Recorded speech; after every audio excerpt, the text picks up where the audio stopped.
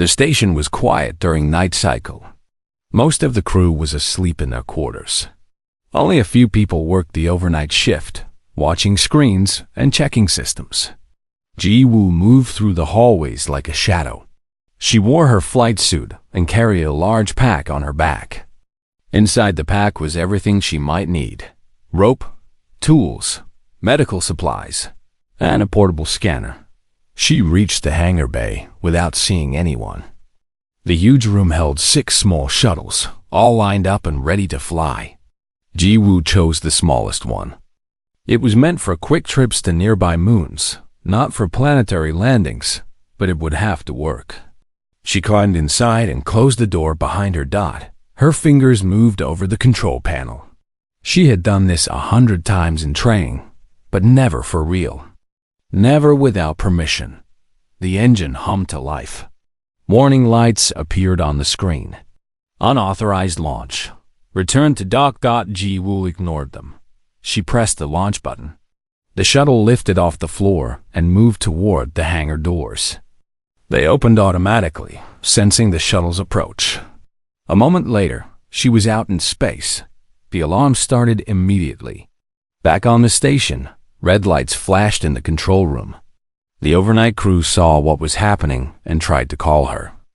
Ji-woo turned off her radio. She couldn't talk to them. If she heard Tae-yang's voice telling her to come back, she might listen. She might lose her courage. The planet filled her view.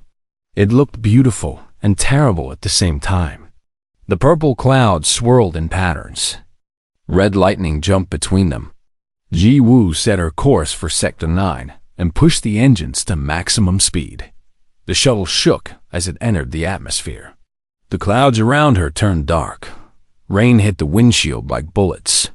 The wind pushed the shuttle left and right. Ji-woo gripped the controls with both hands. Sweat ran down her face. "Come on," she whispered. "Just get me there." The shuttle dropped through the last layer of clouds. Ji-woo saw the surface now. It looked worse than the satellite images showed. The ground was covered in sharp rocks. Steam rose from thousands of cracks. Rivers of lava glowed orange in the distance. The air sensors showed toxic gases everywhere. She found the cave.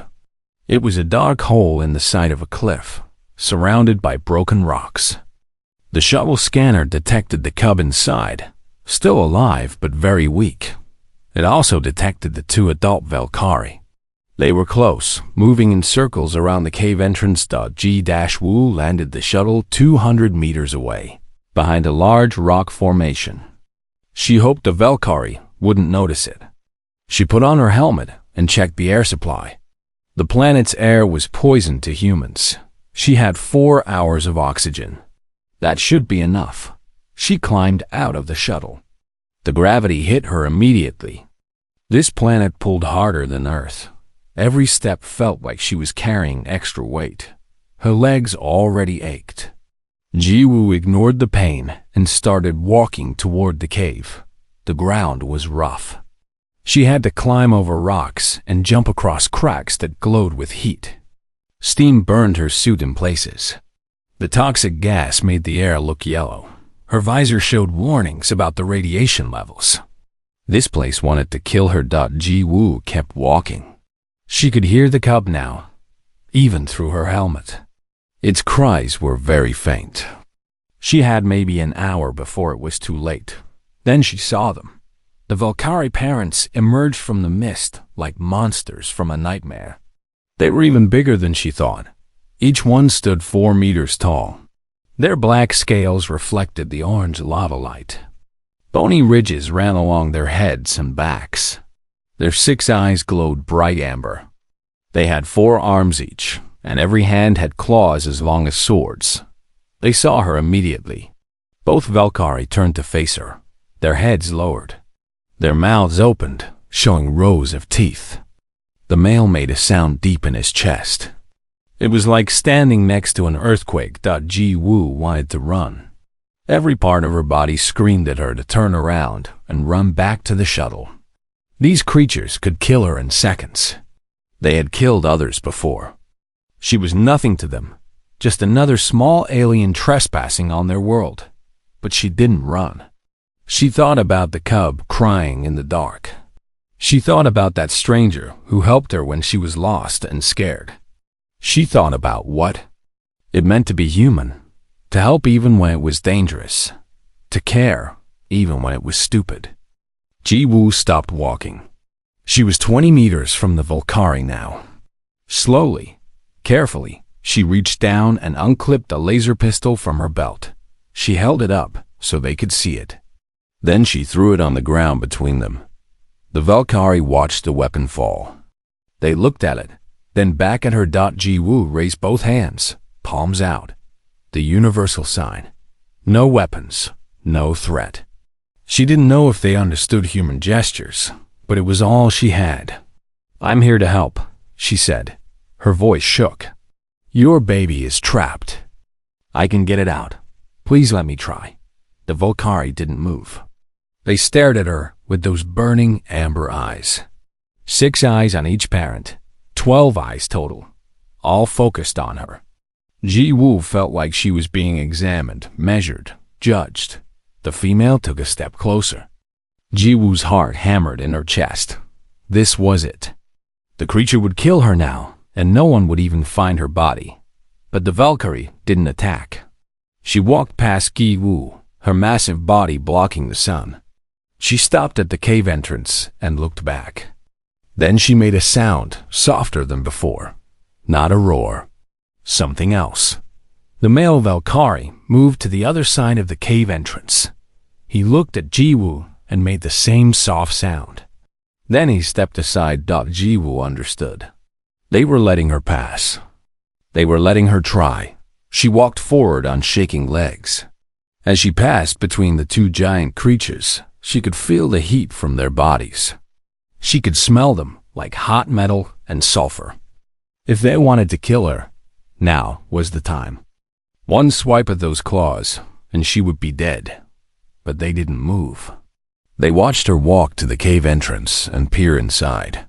The opening was small, barely wide enough for a human. No wonder the parents couldn't reach their baby. Ji-woo turned on the light on her helmet. The beam cut through the darkness, showing a tunnel that went down at a steep angle. Rocks and dirt covered the floor. Somewhere in there, the cub was trapped. Ji-woo looked back at the parents one more time. They hadn't moved. They were still watching her, waiting. She took a deep breath. "Okay," she said. "I'm going in." Ji-woo got down on her hands and knees and crawled into the cave. The space was tight. Her pack scraped against the ceiling. The walls pressed in on both sides. She had always hated small spaces, ever since she was a child. Her breathing got faster. Her hands felt cold. She forced herself to keep moving. The tunnel went down and down. The light from outside disappeared. Only her helmet light showed the way. The cub's cries got louder. She was getting close. After 10 minutes of crawling, Ji-woo saw it. The tunnel opened into a small chamber. Rocks had fallen from the ceiling and filled half the space. Under the rocks, she could see movement. A small body. Black scales. Amber eyes looking at her in fear. The cub. Ji-woo had found it. Now she just had to figure out how to get it out before the whole cave collapsed on both of them. Ji-woo stared at the screen in front of her, watching the numbers change. Her small office on the space station was quiet except for the soft hum of machines. Outside the window, a massive planet spun slowly, covered in red rocks and purple clouds. She had been studying the creatures on that planet for 6 months now, always from far away, always safe. The planet belonged to the Valkyrie.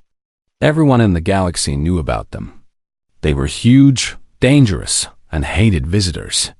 They looked like giant lizards that walked on 2 legs, with scales as black as space and eyes that glowed in the dark.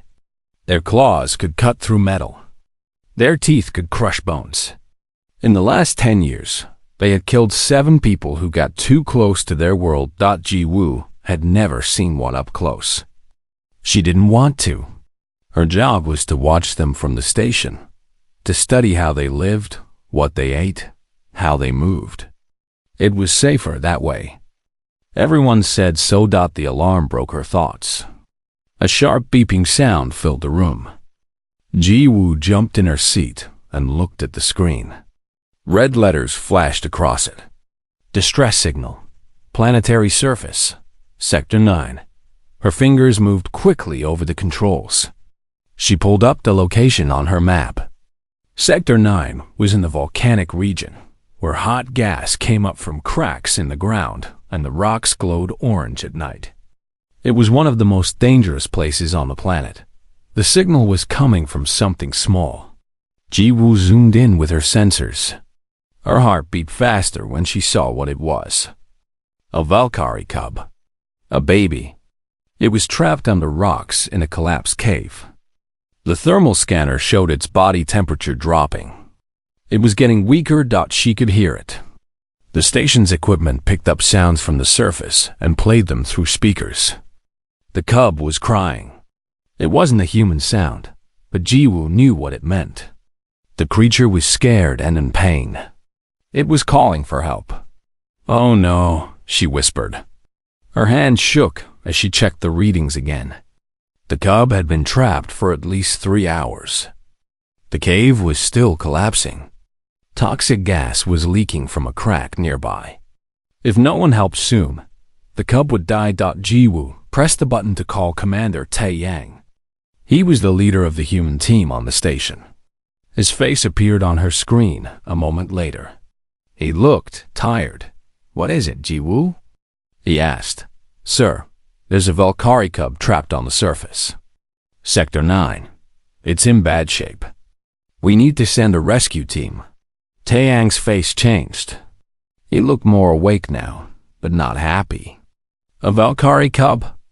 How did it get trapped?" "Cave, collapse. Near the volcanic zone." "Sir, it's dying. Where are the parents?" Ji-woo checked her sensors again. She felt cold when she saw the answer. "They're there. 2 adult Valkyrie. They're circling the cave entrance. They can't get to their cub. The opening is too small for them." Tae-yang was quiet for a moment. Then he shook his head. "Send 2 drones. Remote rescue only." "Yes, sir." Ji-woo ended the call and launched 2 rescue drones from the station. She watched them fly down to the planet, cutting through the purple clouds. They looked like small silver birds. Each one had cameras, cutting tools, and lifting equipment. They could dig out the cub without anyone getting hurt. The drones reached the surface in 10 minutes. Ji-woo watched through their cameras. The landscape was terrible. Sharp rocks stuck up everywhere like broken teeth. Steam rose from cracks in the ground. The orange glow of hot lava lit the scene from below. Then she saw the parents. They were bigger than she expected. Much bigger. Each one was as tall as a small building. Their black scales looked like armor. Their 6 eyes glowed like amber stones. They moved back and forth in front of the cave, making deep sounds that rumbled like thunder. The first drone flew closer. Immediately, the male Valkyrie roared. The sound was so loud it made the drone's camera shake. He swung one massive arm. His claws caught the drone and crushed it like paper. It fell to the ground in pieces. The second drone tried to approach from a different angle. The female Valkyrie was faster. She jumped and caught it in her mouth. Her teeth crunched through the metal. She spit out the pieces and roared again. Both drones were gone in less than a minute. Ji-woo felt sick. She called Tae-yang again. "Sir, the drones are destroyed. The parents are too aggressive. But the cub is still alive. We need to try something else." Tae-yang's face was hard. "No, we're not sending more equipment. And we're definitely not sending people. But sir, Ji-woo, listen to me. That cub is going to die. That's sad, but it's not our problem. The Valkyrie are dangerous. We've lost 7 people to them already. I won't lose an eighth trying to save one of their babies. The coalition agrees. This is an official order. Stand down. Do not interfere. Sir, we can't just let it die. It's a child. It's an alien predator. Its parents have killed our people. The answer is no. Taeyang's voice was firm. I'm putting this order in your official log. You are forbidden from taking any action. Do you understand? Ji-woo wanted to argue. She wanted to yell. But she knew it wouldn't help. Yes, sir. I understand. The call ended. Ji-woo sat alone in her office. She could still hear the cub crying through the speakers. The sound was getting weaker.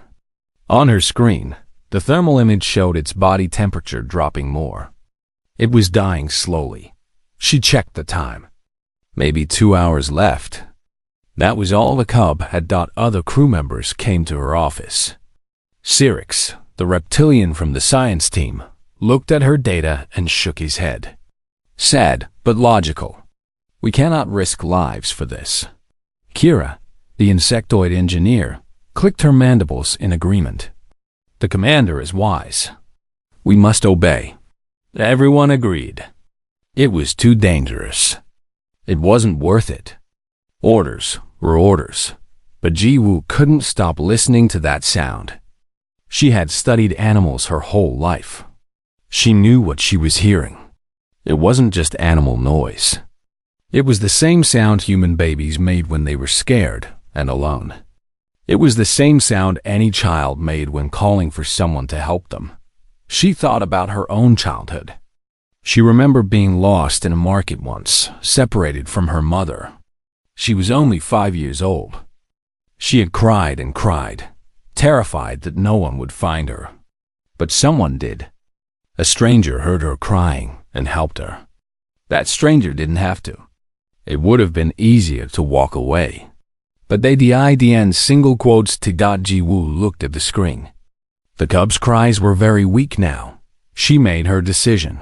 She opened her computer and started typing a message. Her hands didn't shake anymore. She felt calm. She knew what she had to do, even if it cost her everything. The message was simple. Some things are worth the risk. I'll accept the consequences. She sent it to Commander Taeyang's personal file. He would see it in the morning. By then, it would be too late to stop her. Ji-woo stood up and walked to the equipment room. She had work to do. Ji-woo crawled closer to the trapped cub. Her helmet light showed the full situation now. It was worse than she thought. A large boulder had fallen from the ceiling and pinned the cub's back leg. Smaller rocks covered most of its body. Only its head and one front arm were free. The cub saw her and hissed. Its mouth opened, showing small, sharp teeth. It tried to pull away, but couldn't move. The creature was scared of her. To the cub, Ji-woo was just another strange alien, another threat in the darkness. It's okay, Ji-woo said softly. I know you can't understand me, but I'm here to help. Your parents sent me. Well, they let me come. Same thing. She pulled off her pack and opened it. Inside were the tools she brought. A small laser cutter, support beams made of light metal, rope, medical scanner, and a sedative gun. She pulled out the scanner first and pointed it at the cub. The device beeped and showed information on its small screen. The cub was young, maybe 3 months old in Earth time. Its leg was broken, but not crushed.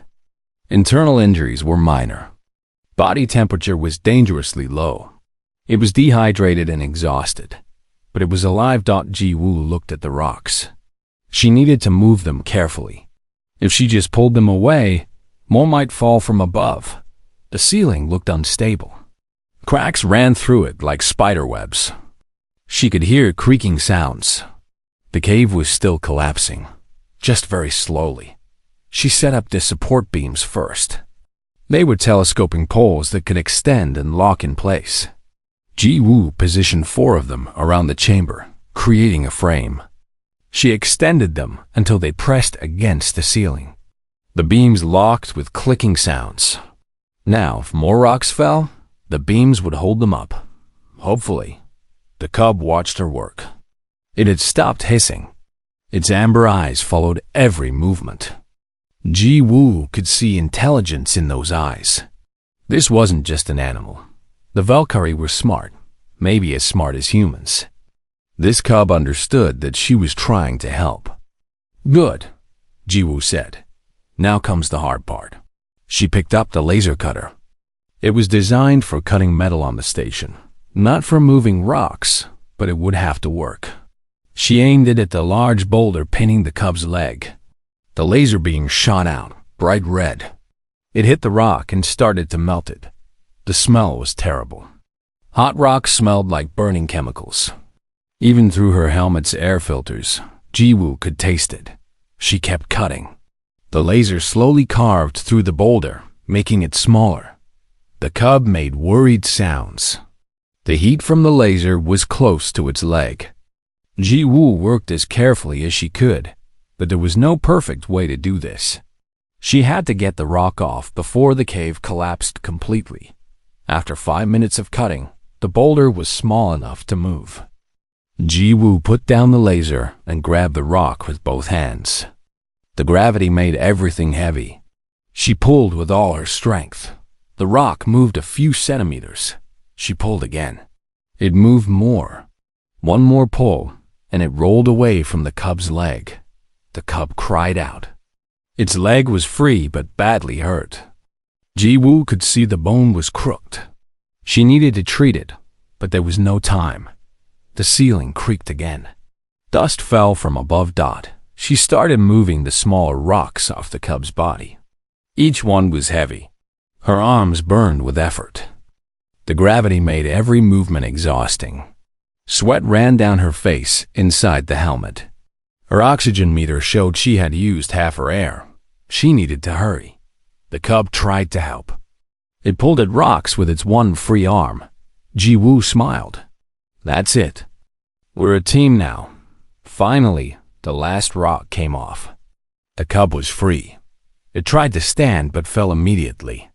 The broken leg couldn't hold weight. The creature looked up at Ji-woo and made a sad sound. I know, Ji-woo said. She pulled out the sedative gun. This is going to sting, but it'll help with the pain. She pressed the gun against the cub's shoulder and pulled the trigger. A soft hiss as the medicine went in. The cub jerked in surprise, but didn't pull away. After a few seconds, its body relaxed. The pain was gone. Ji-woo took off her jacket and wrapped it around the cub's body. Then she picked up the creature. It was heavier than it looked. Maybe 30 kilograms, plus the weight of gravity. Ji-woo felt her knees shake. She didn't know if she could carry it all the way back to the surface. She had to try. Come on, she said. Let's get you out of here. Ji-woo started crawling back toward the tunnel, holding the cub against her chest with one arm. It was incredibly hard. The tunnel was narrow. She had to pull herself forward with her free hand and push with her knees. Every meter felt like a kilometer. Her muscles screamed. Her lungs burned. Behind her, she heard a loud crack. She looked back. The support beams were bending. The ceiling was coming down. No, Ji-woo whispered. She crawled faster. Her hand slipped on loose rocks. She fell forward, nearly dropping the cub. The creature made a frightened sound. Another crack. Louder this time. The cave was collapsing. Ji-woo got up and ran. Not crawled. Ran. In the tight tunnel, bent over, holding a 30-kilogram alien on a high-gravity planet. Every part of her body said, stop, rest, give up. She ignored it all. The tunnel shook. Rocks fell from the ceiling, hitting her helmet. One hit her shoulder hard enough to make her cry out. She kept running. She saw a light ahead. The exit. She was almost there. A huge boom behind her. The chamber she just left collapsed completely. The air pressure changed. Wind pushed her from behind. She stumbled forward, out of the tunnel, into the open air. Ji-woo fell hard. The cub tumbled from her arms and rolled across the ground. She lay on her face, gasping, unable to move. Every muscle in her body was done. She had nothing left. Then she heard the sound, that deep, rumbling sound. The earthquake sound. Ji-woo lifted her head. The two parent Valkyrie stood right in front of her. She had rolled out of the cave and stopped at their feet. The cub was between her and them. The mother moved first. She bent down and picked up her baby with surprising gentleness. Her huge claws, which had crushed the rescue drones like paper, carefully cradled the cub. She lifted it to her face and nuzzled it. The cub made weak sounds. It was alive. The father Valkyrie stepped closer to Ji-woo. She watched him approach. She couldn't run. She couldn't fight. She could barely breathe. If he wanted to kill her now, there was nothing she could do. The massive creature lowered his head. His face came down until it was just inches from hers. She could see every detail of his black scales. She could see her own reflection in his 6 amber eyes. His breath was hot, smelling of sulfur and something like cinnamon. They looked at each other, human and Valkyrie, prey and predator, different in every way. Then the Valkyrie did something that made Ji-woo's breath catch. He made a sound she had never heard before, not a roar, not a growl. Something soft and low, like a cat's purr, but deeper. It vibrated through the ground. He reached out with one massive hand. Ji-woo closed her eyes, certain this was the end, but he didn't strike.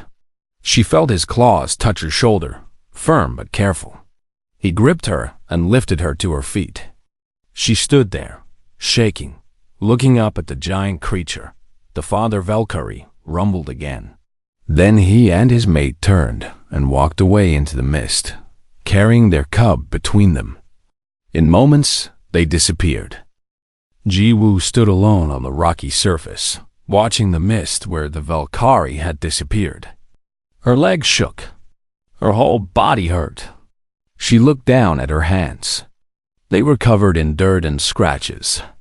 Her flight suit was torn in 3 places. Her oxygen meter showed 20 minutes left. She needed to get back to the shuttle. The walk felt longer than before. Every step was painful. Her muscles were exhausted from carrying the cub. The high gravity pulled at her like weights tied to her body. Twice she stumbled and fell.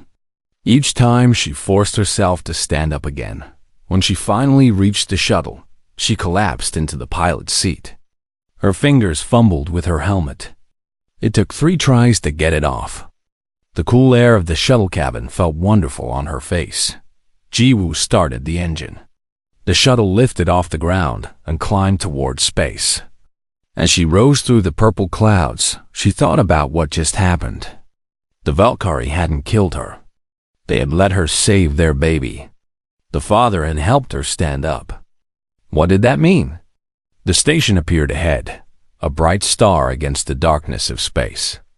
Ji-woo's radio came alive the moment she got close. Shuttle 7, this is station control. You are in serious violation of protocol. Identify yourself immediately. Ji-woo pressed the button. This is Ji-woo. Requesting permission to dock. There was a pause. Then a different voice came on. Commander Taeyang. He sounded angry. Ji-woo, you are under arrest. Security will meet you at the hangar. Do not resist. Understood, sir. The shuttle docked. The hangar doors closed behind her. Ji-woo stayed in her seat for a moment, gathering her courage. Then she opened the door and climbed out. Commander Taeyang stood there with 4 security officers. All of them were human. They wore the blue uniforms of station security. Their faces were hard. Ji-woo, Taeyang said. His voice was quiet but full of anger. What were you thinking? I was thinking that a child needed help, sir. That wasn't a child. That was a Valkyrie cub. An alien predator. It was both, sir. Taeyang's face turned red. You stole station property. You ignored direct orders. You put your life at risk for no good reason. Do you understand how serious this is? Ji-woo met his eyes. Yes, sir. I understand. And I would do it again. For a moment, Taeyang looked like he might explode. Then he shook his head. Take her to detention. We'll deal with this officially in the morning. The security officers moved forward. Ji-woo didn't resist. They led her through the station hallways. Other crew members stared as she passed. Some looked angry. Others looked confused. Sirx, the reptilian scientist, turned away when he saw her. The detention cell was small but clean. A bed, a toilet, a sink. Nothing else. The door locked behind her with a heavy click. Ji-woo sat on the bed and put her head in her hands. She was so tired she could barely think. She must have fallen asleep because the next thing she knew, someone was knocking on the door. Ji-woo opened her eyes. The room lights had dimmed for night cycle. She checked the clock on the wall. She had been asleep for 6 hours. The door opened. It wasn't a security officer. It was Hana, one of the other human scientists on the station. She worked in the astrophysics department. Ji-woo didn't know her well. Hey, Hana said. She held 2 cups of coffee. I brought you something. They're letting you visit me? I didn't ask permission. Hana smiled and handed her a cup. I heard what you did. It's all over the station. Ji-woo took the coffee. It was hot and bitter. Perfect. I'm guessing people think I'm crazy. Some do, but not everyone. Hana sat on the bed next to her. The science team reviewed all the data from your helmet camera. We saw everything. The Valkyrie parents let you pass. They let you save their cub. And then, that sound the father made. Did you hear it? I was there. Of course I heard it. We ran it through the analysis computers. Ji-woo, that sound isn't in any of our databases. The Valkyrie have never made that sound before, at least not that we've recorded. The computers think it might be a vocalization of gratitude or respect. Ji-woo looked at her. Are you sure? No, but the biometric readings support it. The parents' heart rate slowed down when you brought out their cub. Their body temperature decreased. These are signs of relief in Valkyrie physiology. They weren't preparing to attack. They were relaxing. Ji-woo, I think they were grateful. That doesn't change what I did. I still broke the rules. Maybe the rules were wrong. Hana drank her coffee. The station director has already contacted Coalition Command. They're trying to decide what to do with you. Some people want you court-martialed, but others are saying you did the right thing. What do you think? Hana was quiet for a moment. I think you're braver than anyone I've ever met. And I think maybe we've been wrong about the Valkyrie all this time. Maybe they're not mindless killers. Maybe they're just parents protecting their children, like any parent would. After Hana left, Ji-woo lay on the bed and stared at the ceiling. She thought about the Valkyrie father's amber eyes. She thought about the way he helped her stand up. She thought about that strange purring sound. 3 days passed. Ji-woo stayed in detention. She was allowed visitors, but couldn't leave. Commander Taeyang came once. He didn't say much. He just looked at her for a long time, then left. On the 4th day, everything changed. The station alarm went off. Not the emergency alarm, the visitor alarm. Someone was approaching the station. Ji-woo heard shouting in the hallway. Running footsteps.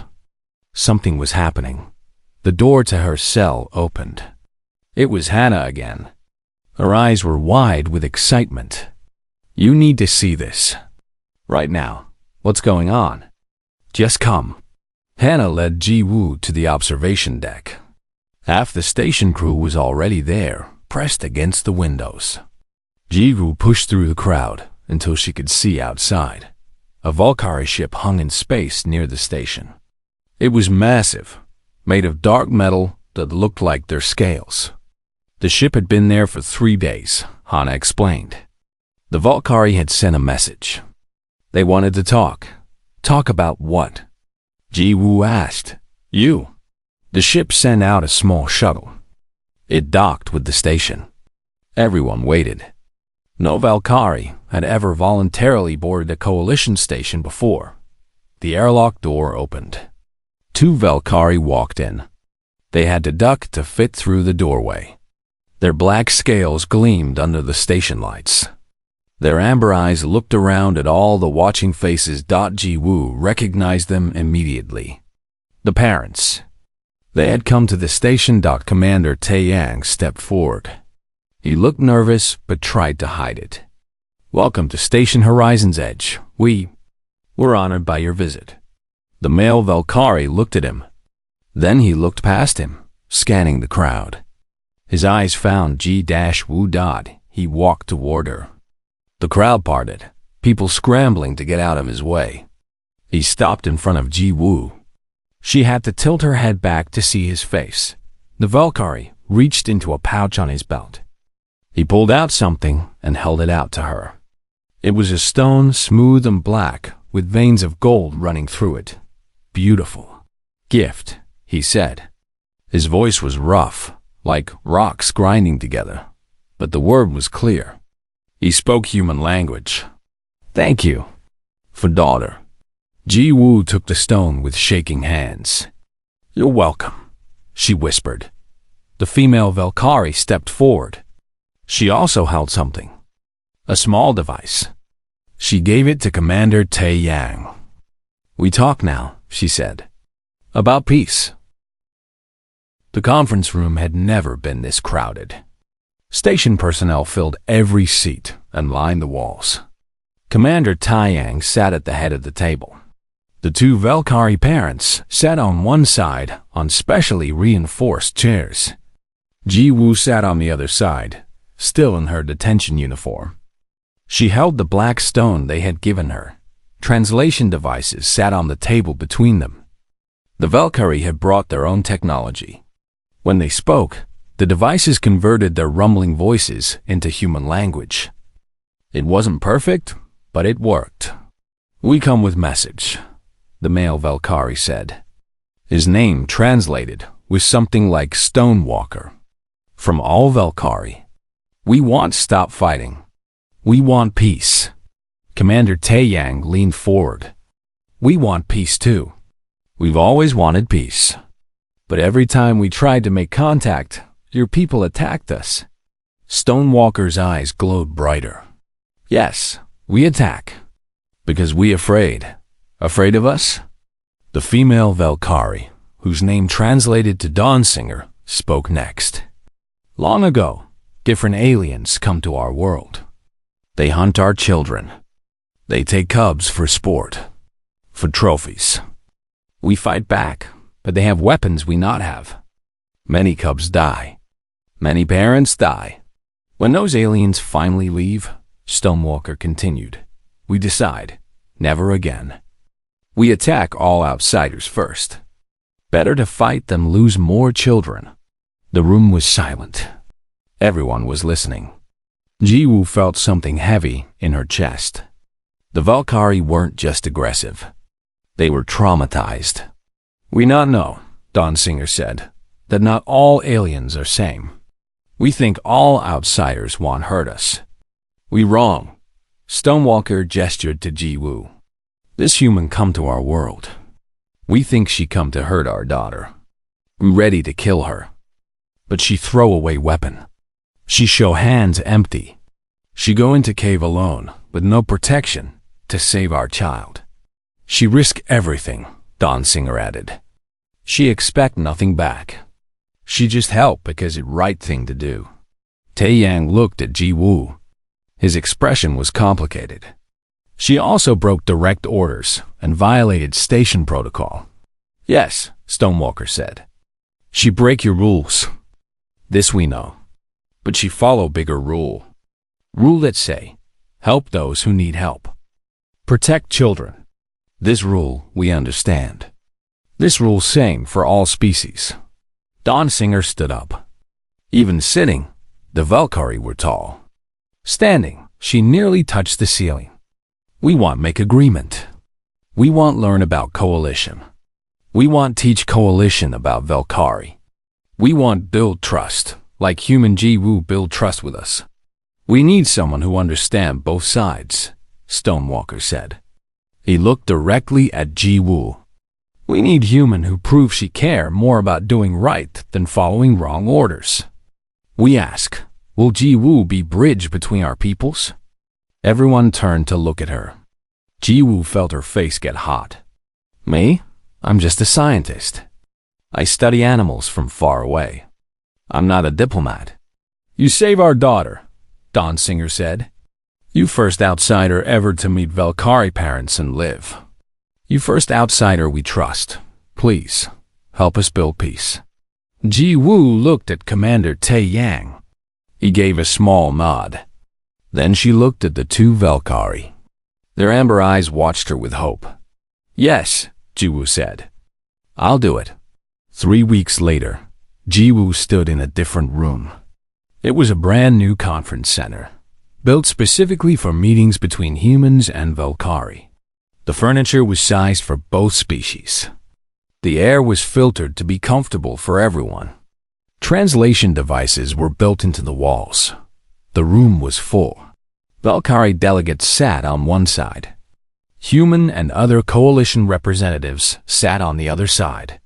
They were negotiating the first formal peace treaty between the Valkyrie and the galaxy's other species. Ji-Woo was in the middle, helping both sides understand each other. It was hard work. The Valkyrie thought differently than humans. Their language had concepts that didn't translate well.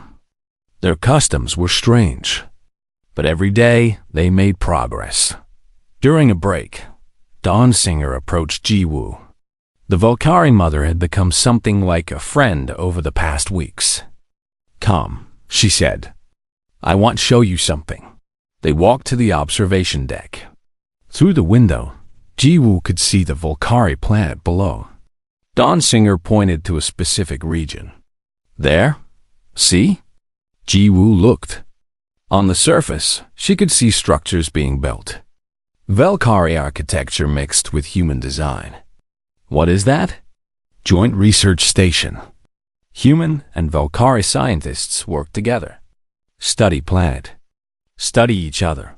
Learn. First ever. Dawn Singer rumbled happily. Because of you. Not just because of me. You and Stonewalker came here. You asked for peace. That took courage, too. We come because you show us humans can be trusted. You show us not all outsiders are bad. One person can change everything. Ji-Woo thought about that night in her office, listening to the cubs' cries. She remembered Commander Tae-Yang telling her to stand down. She remembered making the decision to go anyway. Can I ask you something? Ji-Woo said, Yes. When I came out of that cave, why didn't you kill me? You could have. I was helpless. Dawn Singer was quiet for a moment. I understand now. Before, we see all outsiders as threat. We see only danger. But when you save our daughter, I see something different. I see you tired. I see you hurt. I see you breathing hard, barely able to stand. And I think this small creature risked everything for my child. This creature could die, but she'd do it anyway. She looked down at Ji-Woo with her 6 amber eyes. In that moment, I not see alien. I see mother. I see someone who understand what it means to protect young ones, even when it's dangerous. Even when it's stupid. Dawn Singer's mouth opened in what Ji-Woo had learned was a Valkyrie smile.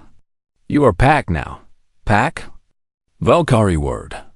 It mean family, not blood family. Chosen family. People who protect each other. People who trust each other. You are our pack now, Ji-Woo. You always welcome on our world. Ji-Woo felt tears in her eyes. She wiped them away quickly. Thank you. They stood together, looking at the planet. On the surface, Valkyrie and human workers were building something new. A future where both species could live together.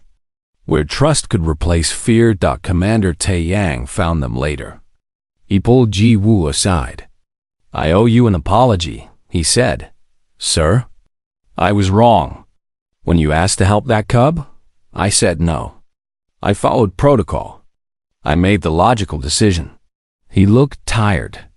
"But you made the right decision. There's a difference." "I'm sorry, I didn't see that.